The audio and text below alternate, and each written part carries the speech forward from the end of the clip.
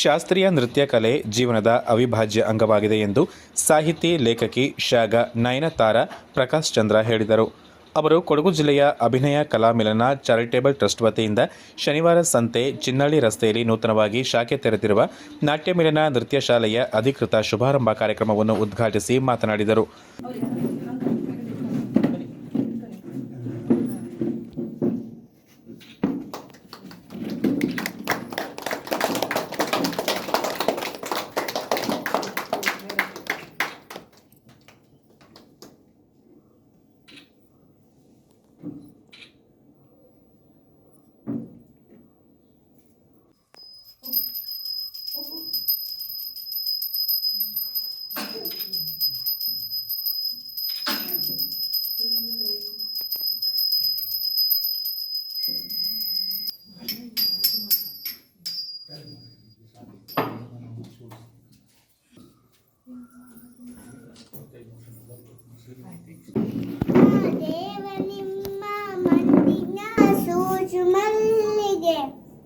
ಮಾದೇವ ನಿಮ್ಮ ಮಂಡಿ ಮ್ಯಾಲೆ ದುಂಟು ಮಲ್ಲಿಗೆ ಅಂದಾವರೆ ಮುಂದಾವರೆ ಮತ್ತೆ ತಾವರೆ ಪುಷ್ಪ.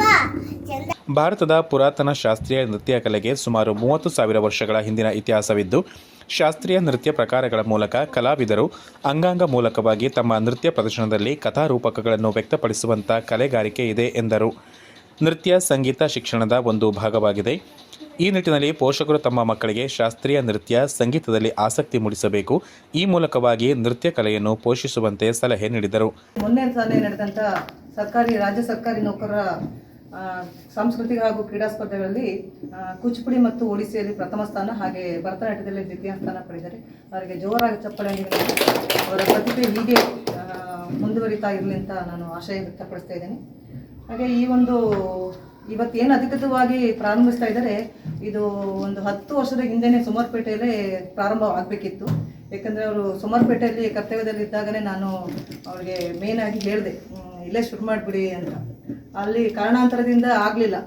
ನಂತರ ಶನಿವಾರ ಬಂದಮೇಲೆ ಎಲ್ಲರೂ ಸ್ಟಾರ್ಟ್ ಮಾಡು ಅಂತ ಹೇಳ್ತಾನೆ ಇದ್ದೆ. ಅದು ಇಲ್ಲಿ ಏನೇನೋ ಬೇರೆ ಬೇರೆ ಕಾರಣಗಳಿಂದ, ಅಂದರೆ ಬಿಲ್ಡಿಂಗು ಅದು ಪ್ರಾಬ್ಲಮ್ ಅಂತೇಳಿ ಸ್ಟಾರ್ಟ್ ಮಾಡಿರಲಿಲ್ಲ.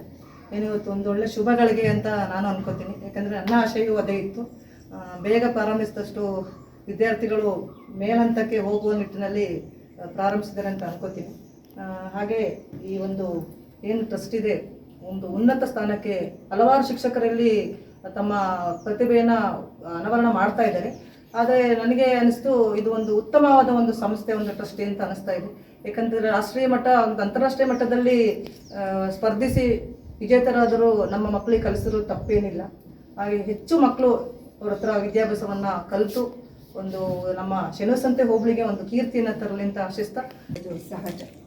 ಎಷ್ಟೊಂದು ಅವಕಾಶಗಳು ಇವತ್ತು ವಿದ್ಯಾರ್ಥಿಗಳಿಗೆ ತೆರೆದುಕೊಂಡಿದೆ.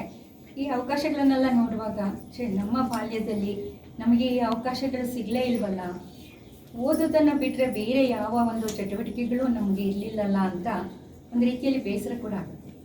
ಅವತ್ತಿನ ಕಾಲದಲ್ಲಿ ಓದು, ಅದು ಬಿಟ್ಟರೆ ಸ್ವಲ್ಪ ಕ್ರೀಡೆ, ಬೇರೆ ಯಾವುದಕ್ಕೂ ನಮ್ಮಂಥ ಹಳ್ಳಿ ಗ್ರಾಮೀಣ ಪ್ರದೇಶದಲ್ಲಿ ಮಕ್ಕಳಿಗೆ ಅವಕಾಶನೇ ಇರಲಿಲ್ಲ.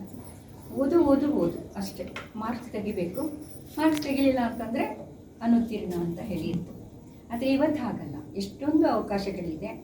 ವಿದ್ಯಾಭ್ಯಾಸ ಕೂಡ ಗುಣಮಟ್ಟದ ವಿದ್ಯಾಭ್ಯಾಸ ಸಿಗ್ತಾ ಇದೆ.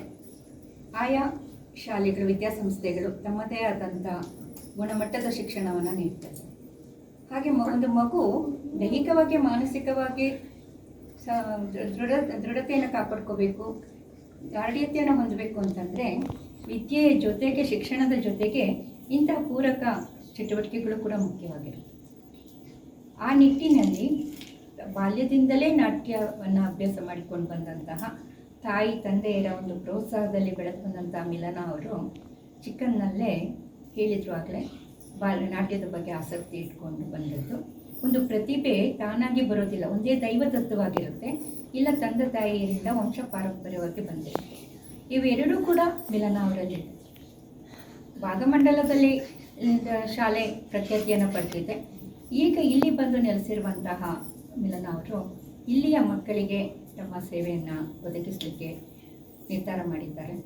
ಈ ಶಾಲೆ ಅಭಿವೃದ್ಧಿ ಹೊಂದಲಿ, ಅವರ ಒಂದು ಉದ್ದೇಶ ಪರಿಪೂರ್ಣವಾಗಲಿ. ಪೋಷಕರು ತಮ್ಮ ಮಕ್ಕಳನ್ನು ಈ ಶಾಲೆಗೆ ಸೇರಿಸೋದ್ರ ಮೂಲಕ ಅವ ನೃತ್ಯದಲ್ಲೂ ಕೂಡ ಪಾಂಡಿತ್ಯ ಪಡೆಯುವಂತಾಗಲಿ ಅಂತ ಆಶಿಸ್ತೇನೆ. ನೃತ್ಯ ಅಂದಾಗ ಹೇಳಿದೆ, ಅದು ಒಂದು ಆಂತರಿಕ ಸೌಂದರ್ಯವನ್ನು ಹೆಚ್ಚಿಸುವಂಥದ್ದು. ಯಾರು ನೃತ್ಯವನ್ನು ಮಾಡ್ತಾರೋ, ನೃತ್ಯವನ್ನು ಕಲಿತಾರೋ ಅವರ ಅಂತರಂಗ ಸುಂದರವಾಗಿರುತ್ತೆ. ನಾಟ್ಯ ಮಿಲನ ಕಲಾಶಾಲೆ ಕುರಿತು ಕೊಡಗಿನ ಹೆಸರಾಂತ ಭರತನಾಟ್ಯ ಕಲಾವಿದೆ, ಕವಿಯತ್ರಿ ಮತ್ತು ಮೀನು ಕೃಷಿ ಇಲಾಖೆಯ ಸಹಾಯಕ ನಿರ್ದೇಶಕಿಯಾಗಿ ಕಾರ್ಯನಿರ್ವಹಿಸುತ್ತಿರುವ ಮಿಲನ ಭರತ್ ಪ್ರಾಸ್ತಾವಿಕವಾಗಿ ಮಾತನಾಡಿ, ಭರತನಾಟ್ಯ ಕಲಾವಿದೆಯಾಗಿರುವ ನಾನು ಮಕ್ಕಳಿಗೂ ನೃತ್ಯ ಕಲೆಯನ್ನು ಕಲಿಸಿಕೊಡಬೇಕೆಂಬ ಉದ್ದೇಶದಿಂದ ನಾನು PUC ವಿದ್ಯಾಭ್ಯಾಸ ಮಾಡುತ್ತಿರುವಾಗಲೇ ಪೋಷಕರ ಸಹಕಾರದಿಂದ ನಾಟ್ಯ ಮಿಲನ ನೃತ್ಯ ಶಾಲೆಯನ್ನು ಪ್ರಾರಂಭಿಸಲಾಯಿತು. ನಂತರ ವಿದ್ಯಾಭ್ಯಾಸ ಮುಗಿದು ಸರ್ಕಾರಿ ಅಧಿಕಾರಿಯಾದ ನಂತರ ನೃತ್ಯ ಶಾಲೆಯನ್ನು ಚಾರಿಟೇಬಲ್ ಟ್ರಸ್ಟ್ ಆಗಿ ಪರಿವರ್ತಿಸಿ ಶಾಖೆಯನ್ನು ವಿಸ್ತರಿಸಿ ಈ ಮೂಲಕ ಇಲ್ಲಿಯವರೆಗೆ ಗ್ರಾಮೀಣ ಮತ್ತು ಸರ್ಕಾರಿ ಶಾಲೆಯ ಸುಮಾರು 6,000 ಮಕ್ಕಳಿಗೆ ಉಚಿತ ನೃತ್ಯ ತರಬೇತಿಯನ್ನು ನೀಡಿದ್ದೇವೆ ಎಂದರು. ನಮ್ಮ ನೃತ್ಯ ಶಾಲೆಯಲ್ಲಿ ಮಕ್ಕಳಿಗೆ ಶಾಸ್ತ್ರೀಯ ವಿವಿಧ ನೃತ್ಯಗಳು ಸೇರಿದಂತೆ ಮುಂದಿನ ಪೀಳಿಗೆಗೆ ಜಾನಪದ ಸಂಸ್ಕೃತಿ ಉಳಿಸಬೇಕೆಂಬ ಉದ್ದೇಶದಿಂದ ಜಾನಪದ ನೃತ್ಯ ಪ್ರಕಾರಗಳನ್ನು ಕಲಿಸಿಕೊಡಲಾಗುತ್ತಿದೆ ಎಂದು ಹೇಳಿದರು. ಅದು ಅಂತ ಹೇಳಿ ಈಗ ಡಾನ್ಸಲ್ಲಿ PhDಗೆ ಎನ್ರೋಲ್ ಮಾಡಿಕೊಂಡೆ. ಈಗ ನನ್ನ ಫೈನಲ್ ಥೀಸಿಸ್ ಕೂಡ ಸಬ್ಮಿಷನ್ ಆಯಿತು. ಗಂಗೂಬಾಯಿ ಹಾನಗಲ್ ಯೂನಿವರ್ಸಿಟಿಗೆ ಡಿಲಿಟ್ ಡಾಕ್ಟರ್ ಆಫ್ ಲಿಟ್ರೇಚರಲ್ಲಿ ಕೊಡಗಿನ ಜಾನಪದ ಕುಣಿತಗಳ ಬಗ್ಗೆ PhD ಮಾಡಿ ಡಿಲಿಟ್ ರಿಸರ್ಚ್ ಮಾಡಿ ಅದನ್ನು ಸಬ್ಮಿಷನ್ ಮಾಡಿದ್ದು. ಹಾಗೆ ಇಲ್ಲಿ ಶನಿವಾರ ಸಂತೆ ಸೋಮಪೇಟೆಗೆ ಬಂದಾಗ, ಸೋಮಪೇಟೆಯಲ್ಲಿ ನಂದು ಲಾಂಗ್ ಸರ್ವಿಸ್ 2014ಇಂದ 2018ವರೆಗೆ ಇಲ್ಲೇ ಇದ್ದೆ. ಈಗ ಮತ್ತೆ 2023ಇಂದ ಬಂದಿದ್ದೀನಿ. ತುಂಬ ಜನ ನನ್ನನ್ನು ಕೇಳಿದ್ರು, ಯಾಕೆ ನೀವು ಇಲ್ಲಿ ಕಂಟಿನ್ಯೂ ಮಾಡಬಾರ್ದು ಅಂತ ಹೇಳಿ. ನನಗೆ ಫಸ್ಟು ಪರಿಚಯ ಆಗಿದ್ದು ಶನಿವಾರ ಸಂತೆಯಲ್ಲಿ ರೀನಾ ಅವರು. ನನ್ನ ಸ್ಟೇಟಸ್ ನೋಡಿದ ತಕ್ಷಣ ಕೇಳಿದರು, ನನ್ನ ಮಕ್ಕಳಿಗೆ ಹೇಳ್ಕೊಡಿ, ಶುರು ಮಾಡಿ ಅಂತ ಹೇಳಿ. ನಾನು ಕೂಡ ಒಂದು ಒಳ್ಳೆ ಕ್ಲಾಸಿಗೆ ವೆಯ್ಟ್ ಮಾಡ್ತಾ ಇದ್ದೆ, ಯಾಕೆಂದರೆ ಮಕ್ಕಳಿಗೆ ಸುಮ್ಮನೆ ಡಾನ್ಸ್ ಕಲಿಸೋದು ಮುಖ್ಯ ಅಲ್ಲ, ಅವ್ರು ಕಲಿಯುವ ಎನ್ವಿರಾನ್ಮೆಂಟ್ ಕೂಡ ತುಂಬ ಚೆನ್ನಾಗಿರಬೇಕು ಅಂತ ಹೇಳಿ ಮನೆಗೂ ಕೂಡ ನಾನು ನಾಟ್ಯ ಸದನ ಅಂತ ಹೆಸರಿಟ್ಟಿದ್ದು ಅದಕ್ಕೇನೆ. ಯಾಕೆಂತ ಹೇಳಿದ್ರೆ ನಾವು ಎವ್ರಿ ಡೇ ಮಾರ್ನಿಂಗ್ ಅಥವಾ ಈವ್ನಿಂಗ್ ನಮ್ಮ ಮನೇಲಿ ಡಾನ್ಸ್ ಆಗ್ತಾನೆ ಇರುತ್ತೆ, ನಂದು ಅಟ್ಲೀಸ್ಟ್ ನನ್ನ ಪ್ರಾಕ್ಟೀಸ್. ಸೊ ಇಲ್ಲೇ ಇದು ಪ್ಲಾನ್ ಇತ್ತು ಮೊದಲೇನೆ, ನಾನು ಇದು ಪ್ಲಾನ್ ಇಟ್ಕೊಂಡಿದ್ದೆ ಡಾನ್ಸ್ ಕ್ಲಾಸ್ ಶುರು ಮಾಡೋಣ ಅಂತ ಹೇಳಿ. ಬಹುಶಃ ಈಗ ನಮಗೆ ಸಮಯ ಕೂಡಿ ಬಂತು. ನಾನು ದುಂಡಳ್ಳಿ ಮತ್ತು ಶನಿವಾರ ಸಂತೆ ಪಂಚಾಯಿತಿಗೆ ನೋಡಲ್ ಆಫೀಸರಿಗೆ ಬಂದಾಗ ನನಗೆ ನಯನ ಮ್ಯಾಮ್ ನೇರವಾಗಿ ಮೀಟ್ ಆಗಲಿಕ್ಕೆ ಸಿಕ್ಕಿದ್ರು. ಅವರಂತೂ ಸೂಪರ್ ಸಪೋರ್ಟಿವ್ ನನಗೆ. ಮೋಸ್ಟ್ಲಿ ಕ್ಲಾಸು ಇಷ್ಟು ಬೇಗ ಶುರು ಮಾಡಲಿಕ್ಕೆ ಅವರೇ ನನಗೆ ಬ್ಯಾಕ್ ನಿಂತಿದ್ದು ಹಿಂದಕ್ಕೆ, ಶುರು ಮಾಡಿ ಅಂತ ಹೇಳಿ. ಸೊ ಇವತ್ತು ನಾನು ಇಲ್ಲಿ ಓಪನ್ ಮಾಡ್ತಾ ಇದ್ದೇನೆ, ಅಧಿಕೃತವಾಗಿ ತರಗತಿಗೆ ಚಾಲನೆ ಕೊಡ್ತಾ ಇದ್ದೇನೆ, ಒಂದು ಪೂಜೆ ಮಾಡಿಕೊಂಡು. ನಾಳೆಯಿಂದ ಶನಿವಾರ, 2ನೇ ಶನಿವಾರ ಮತ್ತು ಎಲ್ಲ ಭಾನುವಾರ ಸರ್ಕಾರಿ ರಜಾ ದಿನಗಳು ಎಲ್ಲ ಕ್ಲಾಸ್ ಶುರುವಾಗುತ್ತೆ. ನನಗೆ ಇನ್ನೂ ನಾಳೆಯಿಂದ ನಾನು ಅಡ್ಮಿಷನ್ ತಗೊಳ್ತಾ ಇರೋದ್ರಿಂದ ಜಾಸ್ತಿ ಪೇರೆಂಟ್ಸ್ನ ಕರೆಸ್ಲಿಕ್ಕೆ ಆಗಿರಲಿಲ್ಲ. ಹಾಗಾಗಿ ನಾನು ಪೇರೆಂಟ್ಸ್ ಎಲ್ಲ ಬಂದ ಮೇಲೆ ಇನ್ನೊಂದು ಇನಾಗ್ರಲ್ ಸೆಷನ್ ಅಂತ ಮಾಡೋಣ, ಪೂಜೆ ಇಟ್ಕೊಂಡಕ್ಕೆ ತರಗತಿಯನ್ನು ಅಧಿಕೃತವಾಗಿ ಉದ್ಘಾಟನೆ ಮಾಡೋಣ ಅಂತ ಅಂದ್ಕೊಂಡ್ವಿ. ಚಾರಿಟೇಬಲ್ ಟ್ರಸ್ಟಿನ ಸ್ಥಾಪಕ ಟ್ರಸ್ಟಿ ಮತ್ತು ಮಿಲನ ಭರತ್ ಅವರ ತಂದೆ ಕುದುಕುಳಿ ಭರತ್ ಮಾತನಾಡಿ, ಶಾಸ್ತ್ರೀಯ ಮತ್ತು ಜಾನಪದ ನೃತ್ಯ ಕಲೆಗಳನ್ನು ಪ್ರೋತ್ಸಾಹಿಸಬೇಕು. ಅದೇ ರೀತಿಯಲ್ಲಿ ಕೊಡಗಿನಲ್ಲಿ ತನ್ನದೇ ಆದ ಕಲೆ, ಸಂಸ್ಕೃತಿ, ಆಚಾರ ವಿಚಾರಗಳಿದ್ದು ಇವುಗಳನ್ನು ಉಳಿಸಿ ಬೆಳೆಸುವ ಅಗತ್ಯತೆ ಇದೆ ಎಂದರು. 3 ಪ್ರೋಗ್ರಾಮ್ಗಳಿಗೆ ಡೆಲ್ಲಿಯ ಕರ್ನಾಟಕ ಭವನದಲ್ಲಿ ಕಾರ್ಯಕ್ರಮ ಕೊಟ್ಟಿದ್ವಿ. ಸದಾನಂದಗೌಡರು ನಮ್ಮನ್ನು ಕರೆಸಿಕೊಂಡಿದ್ದರು. ಕೊಡಗಿನ ಸಂಸ್ಕೃತಿಯನ್ನು ಅಲ್ಲಿ ನಾವು ಪ್ರದರ್ಶನ ಮಾಡಿದ್ದೀವಿ. ಎಲ್ಲ ರೀತಿಯ ಖುಷಿ ಪಟ್ಕೊಂಡ್ರು. ಸಿಕ್ಕರು, ನಮ್ಮ ಆತ್ಮೀಯರಾಗಿ ಇದ್ದವರು ಕೆಲವರು ಬಂದುಬಿಟ್ಟು ನಮಗೆ ಸ್ವಾಗತ ಕೋರಿ ಇದು ಮಾಡಿದರು. ಎಲ್ಲ ನೋಡಿ ನಾವು ಹಿಮಾಲಯಕ್ಕೆ ಒಂದು ಟೂರ್ ಹೋಗಿದ್ದು. 15-20 ದಿವಸ ನಾವು ಹಿಮಾಲಯ ಸುತ್ತಿದ್ದೀವಿ. ವಾಘಾ ಬಾರ್ಡರ್ ನೋಡಿದ್ದೀವಿ. ಅಲ್ಲೆಲ್ಲ ಸುತ್ತಕೊಂಡು ಬಂದು ಈಗ ನಿಮ್ಮ ಆತ್ಮೀಯ ಸ್ನೇಹಿತರು, ನಿಮ್ಮ ಹೆಸರು ಗೊತ್ತಿಲ್ಲ, ಆದರೆ ಬಂದು ಸಹಕಾರ ಕೊಟ್ಟಿದ್ದೀರಿ. ನಿಮಗೆ ಆತ್ಮೀಯವಾಗಿ ಸ್ವಾಗತ ಮಾಡ್ತೀನಿ. ನಮ್ಮ ಹಾಡು ಇದು ಏನು ಅಂತ ಹೇಳಿದರೆ, ಮದುವೆ ಮನೆಯಲ್ಲಿ ವಾದ್ಯ ಮಾಡ್ತಾರೆ. ವಾದ್ಯ ಅಂತ ಹೇಳಿದರೆ ಕುಣಿಯೋದು ಮಾತ್ರ ಅಲ್ಲ, ವಾದ್ಯದಲ್ಲಿರುವ ಹಾಡು ಉಂಟಲ್ಲ, ಅದಕ್ಕೊಂದು ಹಾಡಿದೆ. ಆ ಹಾಡನ್ನು ವಾದ್ಯದಲ್ಲಿ ಅವರು ಹೇಳಿ ನಮ್ಮನ್ನು ಕುಡಿಸೋದು. ಆ ವಾದ್ಯದ ಹಾಡನ್ನು ನಾವು ಅವರ ಹತ್ರ ಕೇಳಿದರೆ ಅವರು ಏನು ಹೇಳೋದಿಲ್ಲ, ಎಂಥದಿಲ್ಲ. ಆದರೆ ಅದಕ್ಕೆ ಒಂದು ಹಾಡಿದೆ.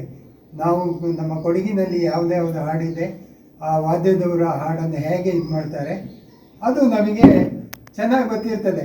ನಾವು ಈ ಸಂದರ್ಭ ದೈಹಿಕ ಶಿಕ್ಷಣ ಶಿಕ್ಷಕಿ ಕವಿತಾ ಮಾತನಾಡಿದರು. ಕಾರ್ಯಕ್ರಮದಲ್ಲಿ ಮಿಲನ ಭರತ್ ಪತಿ ಜಿತೇಂದ್ರ, ಶಿಕ್ಷಕಿ ತೇಜಾವತಿ, ಪೋಷಕರು, ವಿದ್ಯಾರ್ಥಿಗಳು ಮುಂತಾದವರು ಉಪಸ್ಥಿತರಿದ್ದರು. ಉಮಾ ಮಹೇಶ್ವರಿ ನಿಮ್ಮೊಳಗಿಹನಾರಮ್ಮ, ನಮ್ಮಮ್ಮ ಶಾರದೆ ಉಮಾ ಮಹೇಶ್ವರಿ ನಿಮ್ಮೊಳಗಿಹನಾರಮ್ಮ. ಕಮ್ಮಗೊಲನ ವೈರಿ ಸುತನಾದ ಸೊಂಡಿಲ ಹೆಮ್ಮೆಯ ಗಣನಾಥನೇ ಕಣಮ್ಮ ನಮ್ಮಮ್ಮ ಶಾರದೆ ಉಮಾ ಮಹೇಶ್ವರಿ ನಿಮ್ಮೊಳಗಿಹನಾರಮ್ಮ ಮೋರೆ ಕಪ್ಪಿನ ಭಾವ ಮೊರದಗಲದ ಕಿವಿ ಕೋರೆದಾಡೆಯ ನಾರಮ್ಮ ಮೋರೆ ಕಪ್ಪಿನ ಭಾವ ಮೊರದಗಲದ ಕಿವಿ ಕೋರೆದಾಡೆಯ ನಾರಮ್ಮ